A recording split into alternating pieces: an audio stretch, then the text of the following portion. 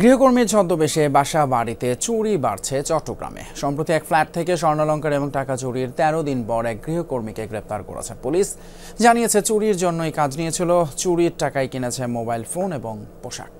যমুনা ইলেকট্রনিক্সের super exchange অফারে একের ভিতর ৩ পুরনো বদলে নতুন নিন। যমুনা ইলেকট্রনিক।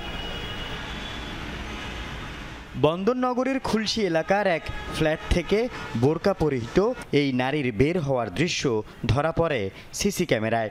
হাতে থাকা ব্যাগে ছিল ওই ফ্ল্যাট থেকে চুরি করা ১২.৫ ভরি স্বর্ণালংকার ও নগদ ১ লাখ টাকা। মাস দেড়েক আগে ওই ফ্ল্যাটে গৃহকর্মীর কাজ নিয়েছিলেন তিনি, ফলে দারোয়ানের জিজ্ঞাসাবাদের মুখে পড়তে হয়নি। ৯ জানুয়ারি সুযোগ বুঝে সব নিয়ে সটকে পড়েন। আমার যখন সবাই চলে গেছে ভাড়া থেকে, তাকে দেখে একা, তখন সে বলেছে এই সুযোগটা সে নিয়েছে। সে কাজটা করছে ছুরি দিয়ে, আবার ব্যাগগুলো ভাঙছে, তারপরে কাঁটা চামচ দিয়ে লকগুলো ভাঙছে, ভেঙে ওখান থেকে নিয়ে নিয়েছে।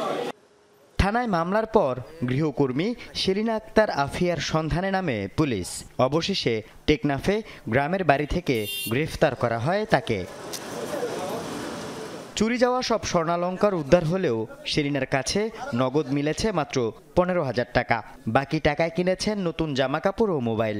সে যে ১ লক্ষ টাকা নিয়েছিল সেগুলো খরচ করা শুরু করে দিয়েছে এবং ভালো অঙ্কের টাকা সে খরচ করে ফেলেছে এবং এই স্বর্ণালংকারগুলো সে বিক্রির জন্য চেষ্টা নিয়েছে বলে আমাদের কাছে তথ্য রয়েছে। সে আসলে পেশাদার চোর কিনা সে ব্যাপারে আমাদের তদন্ত চলমান রয়েছে। সম্প্রতি গৃহকর্মী পরিচয়ে বাসাবাড়িতে চুরির ঘটনা বাড়ছে, ফলে কাজে নেয়ার আগে নাগরিক পরিচিতি ফর্ম পূরণের পরামর্শ পুলিশের। সেই সংক্রান্তে আল আমিন শিকদার, যমুনা নিউজ, চট্টগ্রাম।